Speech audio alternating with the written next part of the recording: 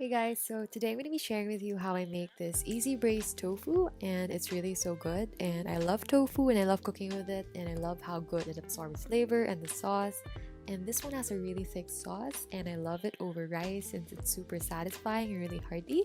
So I'm going to share with you how to make this.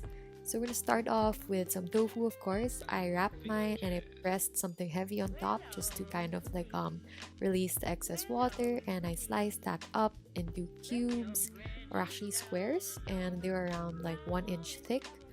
And basically it's really up to you what size you want to cut them in, but mine were squares. And I prepared the sauce, so I will link the recipe down below. And basically we just mix that in a bowl and set it aside, and we paired other veggies. So I have here some bell peppers, some scallions, some garlic, and some dried chili, which is optional, but I wanted that spice.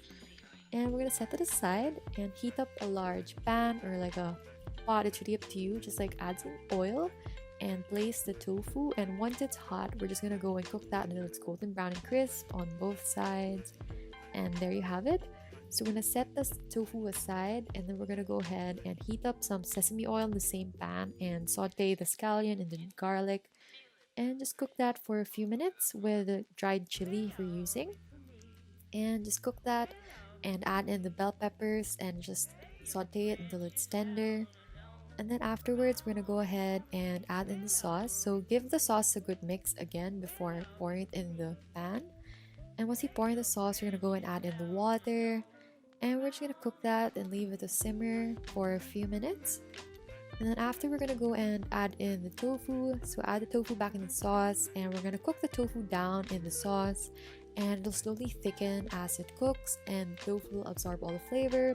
And it also gets really dark brown because of the dark soy sauce.